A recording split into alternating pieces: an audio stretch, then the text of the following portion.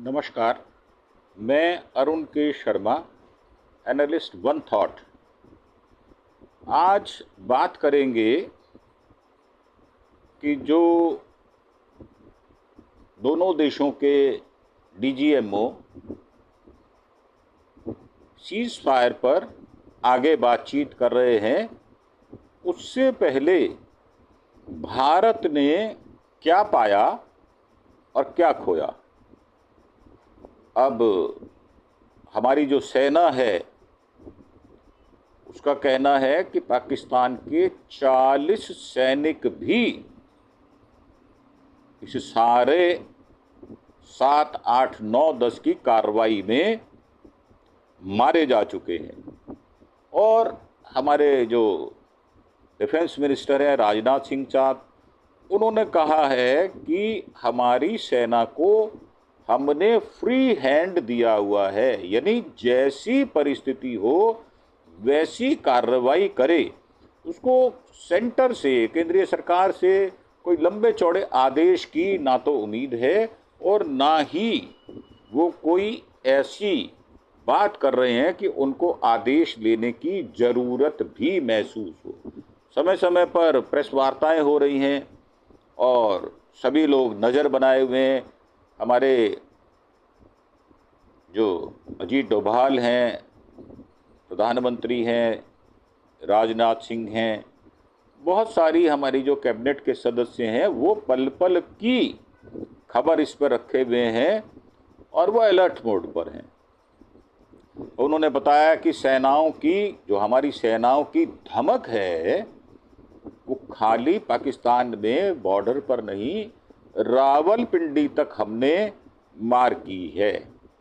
अब इसमें अगर हम बात करें, जो तीनों सेनाओं ने ऑपरेशंस के डायरेक्टर्स ने ऑपरेशन सिंदूर से लेकर 10 मई तक जो सेना की कार्रवाई की जानकारी दी है, उसमें बहुत सारे इवेंट्स हैं। हमारे डीजीएमओ साहब जो 12 बजे आज बात करेंगे, इससे पहले दोनों देशों के बीच 10 मई को बात हुई थी। अमेरिकी राष्ट्रपति ट्रंप दूसरे कार्यकाल में पहले विदेशी दौरे पर सऊदी अरब जाएंगे, वहाँ भी भारत के विषय में अवश्य बात होगी। वे इसके बाद कतर और यूएई की भी यात्रा करेंगे। और सेना ने जो ऑपरेशन सिंदूर किया है, उसमें जो पाकिस्तान के सैनिक मारे गए हैं, वो अपनी गलतियों से मारे गए हैं। भारत ने उनको टारगेट नहीं किया था। भारत ने टारगेट किया था उन 9 आतंकवादी ठिकानों को, क्योंकि पाकिस्तान आतंकवादी ठिकाने पाकिस्तान की सेना स्वयं ही चलाती है और पूरी प्रोटेक्शन देती है। और जो आतंकवादी मारे गए हैं, उनके जनाजों में शामिल होने वाली ये पाकिस्तानी सेना, अगर उसके सैनिक मर जाते हैं तो कोई आश्चर्य की बात भी नहीं होगी। पाकिस्तान ने अगर सीज फायर तोड़ा तो हम करारा जवाब देंगे, ये संदेश हमारे डीजीएमओ साहब ने दे दिया है। अब इसमें मिलिट्री ऑपरेशंस के डीजीएमओ, एयर ऑपरेशंस के डीजीएओ और नेवल स्टाफ में ऑपरेशंस के डीजीएनओ भी तैयार हैं। हर चीज़ पे नज़र बनाए हुए हैं, पैनी दृष्टि है और पल पल की खबर, पल पल की जो वार्ता है, उसके साथ उसकी विवेचना करके आगे के कदम क्या उठाए जाएं, वो इस बात पर पूरे मुस्तैद नज़र आते हैं। अब भारत पाकिस्तान के बाद जो 25 घंटे बाद मीटिंग होनी है, जिसमें डीजीएमओ जनरल राजीव घई साहब, DGAO vice admiral an Pramod साहब, डीजीएनओ एयर मार्शल अवधेश कुमार भारती, ने प्रेस कॉन्फ्रेंस की और बताया कि ऑपरेशन सिंदूर के तहत 7 मई को सीमा पर 9 ठिकानों पर 100 आतंकी मार गिराए गए। इसमें कंधार हाईजैक और पुलवामा अटैक में शामिल 3 बड़े आतंकवादी भी शामिल थे। टोटल 5 बड़े आतंकवादी मारे जा चुके हैं। इसके बाद हुए टकराव पर एलओसी में फायरिंग में 35 से 40 पाकिस्तानी सेना के लोग भी मारे गए हैं। हमारी तरफ से भारत के 5 जवान भी शहीद हुए हैं। और जो प्रेस कॉन्फ्रेंस में जो बातें बताई गई, उन्होंने कहा कि हमने तनाव बढ़ाने वाली कोई भी प्रतिक्रिया नहीं की। अगर हमारी संप्रभुता और अखंडता पर हमला किया गया तो हम इसका निर्णायक जवाब देंगे। ऑपरेशन सिंदूर के दौरान नेवी भी अलर्ट थी, पाकिस्तान पोर्ट की गतिविधियों पर नज़र बनाकर रखी हुई थी, हमले के लिए तैयार थी। हमारे पास उनके हर बेस पर, हर सिस्टम को निशाना बनाने की क्षमता है। हम चाहते हैं कि हमारा दुश्मन आगे तनाव बढ़ाने की कोशिश ना करे। हमारा मकसद अपने टारगेट को हिट करना था, उनकी लाशें गिनना नहीं। लाशें गिनना उनका काम है। कितने मरे, कितने बच गए और कितनों को आप और बचा पाओगे या कितनों को और मरवा दोगे, ये उनका काम है। हमारा मकसद अपने टारगेट को हिट करना था। पाकिस्तान के डीजीएमओ ने कॉल कर बातचीत करने का ऑफर दिया। भारत के सभी पायलट ऑपरेशन सिंदूर के बाद सुरक्षित वापस लौट आए। उनका कोई एयरक्राफ्ट या मिलिट्री दस्ता भारतीय सीमा में हमने घुसने नहीं दिया। ये हमारी काबिलियत है। एयर फोर्स ने कहा कि ऑपरेशन सिंदूर अभी जारी है, इसको बंद नहीं किया गया और ना ही बंद किया जाएगा। जब तक कोई मुकाम हासिल नहीं होगा हम इसको बंद नहीं करेंगे, क्योंकि पाकिस्तान का कोई भरोसा नहीं है, उस पर विश्वास नहीं किया जा सकता। विश्वास सिर्फ इस बात पर किया जा सकता है कि वो क्या कर रहा है, क्या कह रहा है, क्या करेगा। इन तीनों में समन्वय हो तो ही विश्वास हो पाएगा। हालांकि यूएवी और ड्रोन से पाकिस्तान ने हमला किया, किसी तरह उसमें 3 लैंड कर पाए, लेकिन ज़्यादा हमारा नुकसान नहीं हुआ। हमने आतंकवादियों को निशाना बनाया, उन्होंने मिलिट्री इंफ्रास्ट्रक्चर और सिविलियंस को निशाना बनाया है। ये दोनों में मेजर डिफरेंस जो है ये देखने में आया है। एयर मार्शल भारती ने कहा है कि हमने वहां हमला किया जहां उन्हें यानी पाकिस्तान को सबसे ज़्यादा दर्द होना था और हुआ भी। 7 मई की रात को लाहौर और गुजरांवाला स्थित रडार सिस्टम को निशाना बनाया गया। हम उन्हें यह बताना चाहते थे कि उनके मिलिट्री ठिकाने हमारी पहुंच से दूर नहीं है। 8-9 मई को पाकिस्तान ने ड्रोन और एयरक्राफ्ट से हमारे बॉर्डर पर हमला किया और मिलिट्री ठिकानों को निशाना बनाने की उनकी ज़्यादातर कोशिश को नाकाम कर दिया गया। पाकिस्तान ने 9 मई की रात को श्रीनगर से नालिया तक ड्रोन और एयरक्राफ्ट से हमला किया। उन्होंने जो टारगेट चुने थे उन्हें कोई नुकसान नहीं पहुंचा। यह हमला आधी रात तक जारी रहा। मिलिट्री या सिविलियन इंफ्रास्ट्रक्चर पर नुकसान नहीं हुआ। वे लड़ाई चाहते थे और हम तैयार थे। हमने उनके मिलिट्री ठिकानों पर हमला किया। उनके लाहौर गुजरांवाला के सर्वेलेंस रडार ठिकानों को निशाना बनाया। जब उन्होंने हमें 7 तारीख के बाद उकसाने की, हमला करने की भरपूर कोशिश की, उसके बाद ये सारी कार्रवाई की गई। इसके बाद उनके ड्रोन अटैक सुबह तक जारी रहे, जिसका हमने जवाब दिया। लाहौर के करीब ड्रोन अटैक लॉन्च किए गए थे। उन्होंने अपने और इंटरनेशनल पैसेंजर विमान एयर स्पेस में उड़ने दिए। उधमपुर, जम्मू, पठानकोट, नाल, डलहौजी, फलौदी में इन्होंने हमला किया। हम तैयार थे। हमारे ट्रेड क्रू ने एयर डिफेंस सिस्टम से तबाह कर दिया। जमीन पर उनके लगातार हमलों से हमें कोई नुकसान नहीं पहुंचा। एयरबेस और पोस्ट पर उनके लगातार हमले के बाद हमने उन्हें जवाब दिया। हमने वहां हमला किया जहां उन्हें सबसे ज़्यादा नुकसान और दर्द हुआ, जो स्वाभाविक भी था, होना ही चाहिए। हमने उनके airbase command system, military airbase पर हमला किया। चकलाला, रफीकी, रहयार खान में हमला किया।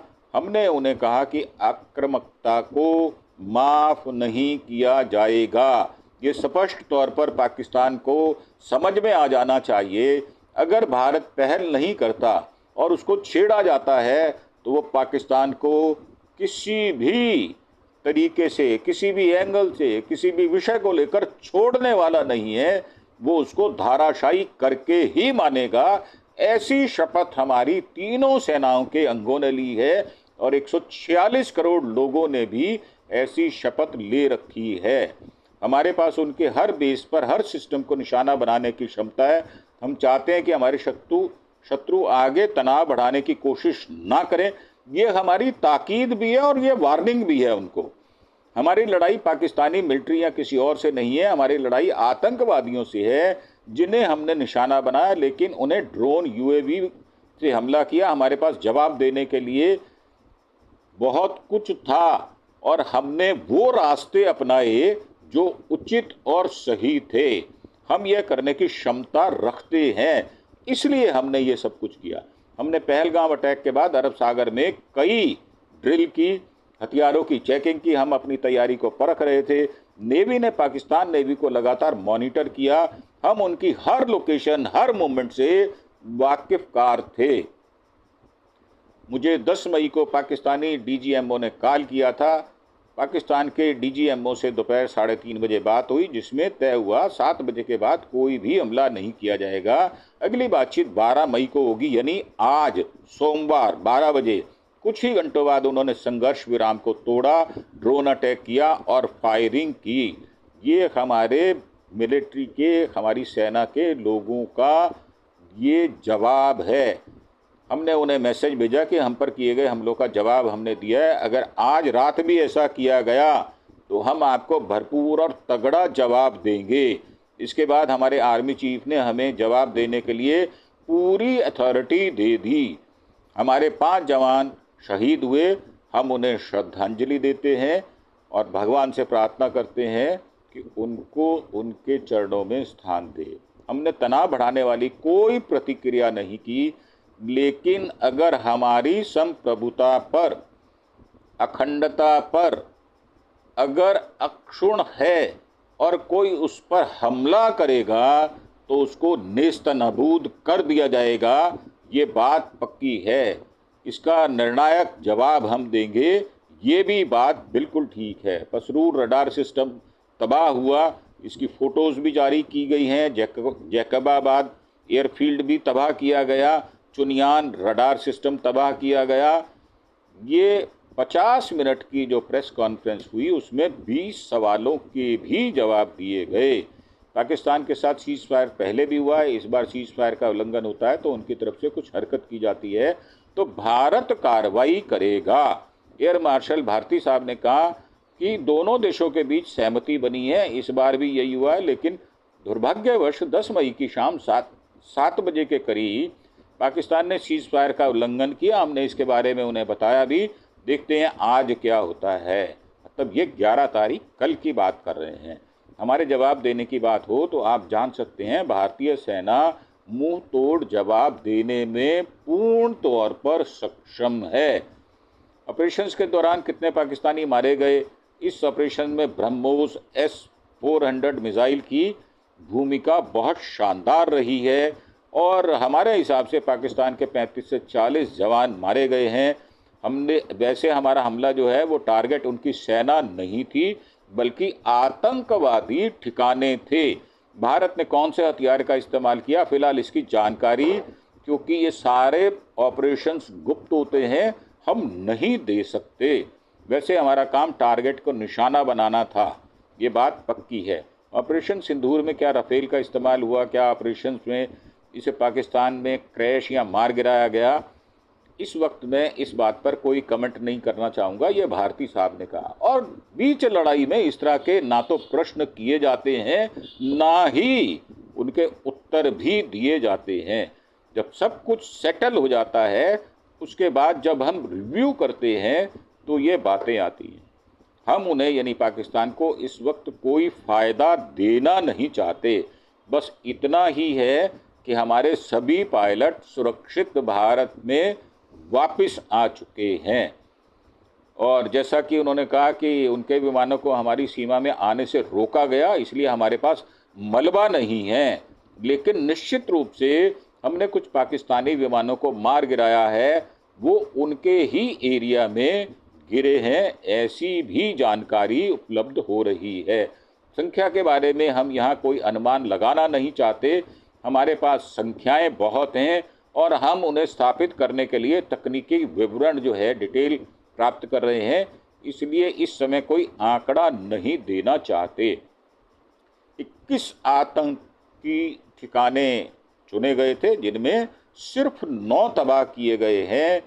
अभी करीब 12 आतंकवादी ठिकाने उनके हमारे निशाने पर हैं। उन पर भी अगर पाकिस्तान कुछ भूल करेगा तो उनको भी तबाह कर दिया जाएगा, ये बात निश्चित है। हमारे भारतीय सेना के जो सेनाध्यक्ष हैं उन्होंने ये बात कही भी है। लेफ्टिनेंट जनरल घई भविष्य के ऑपरेशंस के बारे में ज़्यादा कुछ बात नहीं बता पाए, लेकिन इतना तय है कि सीडीएस ने हमारे सभी कमांडर्स को छूट दे रखी है, वे किसी भी बॉर्डरल वायलेशन का जवाब देंगे। और ऑपरेशन सिंदूर पर जो कहा गया कि वो अभी चालू है, उसको हमने बंद नहीं किया। सिंदूर इज ऑन, ऐसा शब्द जो है, ऐसी बात कही गई है। 96 घंटे में ही नौसेना ने हथियारों की टेस्टिंग की थी। ऑपरेशन ड्रिल अपनी ताकत साबित कर दी। पाकिस्तान नौसेना को अपने बंदरगाहों पर छिपना पड़ा था, ये भी बात स्पष्ट हो चुकी है। नौसेना की साझा रणनीति वायुसेना और सेना के साथ भी थी। पाकिस्तान को मजबूरन युद्ध विराम की गुहार लगानी पड़ी। भारतीय नौसेना अब भी समुद्र में पूरी ताकत के साथ तैनात है। किसी भी दुश्मनी कार्रवाई का मुंह तोड़ जवाब देने के लिए वो तैयार है। पाकिस्तान आर्मी एयरफोर्स ने हमारी सीमा में घुसपैठ नहीं की। हमने जो टारगेट चुना उसे जितना नुकसान पहुंचाने की योजना थी उतना ही पहुंचाया गया। हमारा काम टारगेट हिट करना था। और ये भी बताया गया कि 10 मई को पाकिस्तानी डीएमओ ने कॉल किया था, जिसके एवज में 3:30 बजे बातचीत हुई और 7 बजे 5 बजे इसको लागू कर दिया गया। परंतु कुछ ही घंटों में उन्होंने संघर्ष विराम को तोड़ा, जिसका जवाब दिया गया। और उसके बाद पाकिस्तान 10:30-11 बजे के बाद शांत हो गया। उसने कोई जवाबी कार्रवाई नहीं की, ना ही उसने हमला किया, क्योंकि भारतीय सेना मुस्तैद थी और हर उनके हमले का जवाब दे रही थी। ये बात उनको रात को जो भारत ने सख्ती की वो समझ आ चुकी थी, इसलिए ये शांति बनी हुई है। आज देखते हैं जो बातचीत होगी उसमें क्या निकल कर आता है। एयर मार्शल भारती ने बताया कि हम उनकी हर लोकेशन मूवमेंट से वाकिफ़ थे। एयर मार्शल ने बताया कि हमारी लड़ाई आतंकवादियों से है, हमने उन्हीं को निशाना बनाया है। ड्रोन यूएवी से हमला किया, हमारे पास जवाब देने के अलावा कोई चारा बाकी नहीं बचा था, ना ही कोई रास्ता बाकी था। हम यह करने की क्षमता रखते थे, इसलिए हमने ये सब किया है। नेवी ने पाकिस्तान नेवी को लगातार मॉनिटर किया। हम उनकी हर लोकेशन और मूवमेंट से जानकारी रखते थे। एयर मार्शल भारती ने बताया कि जम्मू, उधमपुर, पठानकोट, नाल, डलहौजी, फलौदी में उन्होंने हमला किया। हम तैयार थे। हमारे ट्रेड क्यू ने एयर डिफेंस सिस्टम से तबाह उनको कर दिया। हमारी ज़मीन पर उनके लगातार हमलों से कोई नुकसान नहीं पहुंचा। उनके लगातार एयर बेस और पोस्ट पर हमले के बाद हम उन्हें जवाब दे रहे थे। हमने वहां हमला किया जहां उन्हें सबसे ज़्यादा नुकसान होने की आशंका थी। Airbase command system military airbase को पर हमने टारगेट किया। चकलाला, रफ़ीकी, रहयार खान में हमला किया। हमने उन्हें कहा कि आक्रामकता को आप जो हमें दिखा रहे हैं वो माफ़ी लायक नहीं है, हम उसको माफ़ नहीं करेंगे। और उसमें 9-10 मई की रात को ड्रोन और एयरक्राफ्ट से उन्होंने जो हमले किए उसका जवाब दिया गया। ज़रूरी इंस्टॉलेशन को निशाना बनाने की कोशिश की। एयरफोर्स, आर्मी, एयर डिफेंस ने उनकी कोशिशों को नाकाम कर दिया। जो टारगेट हमने चुने थे, पाकिस्तान ने या हमने जो भी टारगेट चुने थे उन पर पूरी तौर से हमला किया, और उन्होंने जो टारगेट चुने थे वो हमला नहीं कर पाए। हमने उसको न्यूट्रलाइज कर दिया। हमें कोई नुकसान नहीं हुआ है पूरी लड़ाई में। मिलिट्री या सिविलियन इंफ्रास्ट्रक्चर पर नुकसान नहीं हुआ। हमने उसको रोकने की पूरी कोशिश की है और हमने सिविलियन के किसी भी ठिकाने पर हमला नहीं किया है। उनके लाहौर और गुजरांवाला के सर्वेलेंस रडार ठिकानों को निशाना बनाया गया था। ड्रोन अटैक सुबह तक जारी रहे थे, जिसका हमने जवाब दिया। ये 9 और 10 तारीख की रात की बात हो रही है। तो ये सारी डिटेल हमने आपको दी है, और आगे भी जो आज बातचीत होगी उसमें क्या क्या बातचीत सामने आएगी, देखने वाली बात ये है। और हमारे पास इसकी और बहुत सारी डिटेल है जो हम आपको दूसरे एपिसोड में देंगे। और इसके साथ ही हम आपसे अपील करते हैं कि आप हमारे जितने भी एपिसोड्स हैं उनको ध्यान से देखें। आपको एक एक बारीक जानकारी भी उपलब्ध कराई गई है और आपको अपडेट रखा गया है, और कोशिश की गई है कि जानकारी सारी विश्वस्त सूत्रों से नहीं, सटीक जानकारी जो भारत सरकार ने दी है वो हम आप तक पहुंचा रहे हैं। इसी के साथ हम आपसे आज्ञा लेंगे। इन्हीं शब्दों के साथ आप हमारे चैनल अरुण के शर्मा एनालिस्ट वन थॉट को प्लीज़ सब्सक्राइब अवश्य करें, क्योंकि जब आप सब्सक्राइब करते हैं, ज़्यादा से ज़्यादा करते हैं, और अपने दोस्तों, मित्रों, सज्जनों से भी आप हमारे चैनल के विषय में बात करेंगे, तो आपको अच्छी सूचनाएं उपलब्ध कराने वाला ये चैनल पाया जाएगा। तो आप अरुण के शर्मा एनालिस्ट वन थॉट को सब्सक्राइब करें, अधिक से अधिक करें, और आप हमें मॉरली बूस्ट कर पाएँ इस विषय में, ऐसी मेरी उम्मीद है। इसी के साथ आपका धन्यवाद। Thank you. जय हिंद, जय भारत।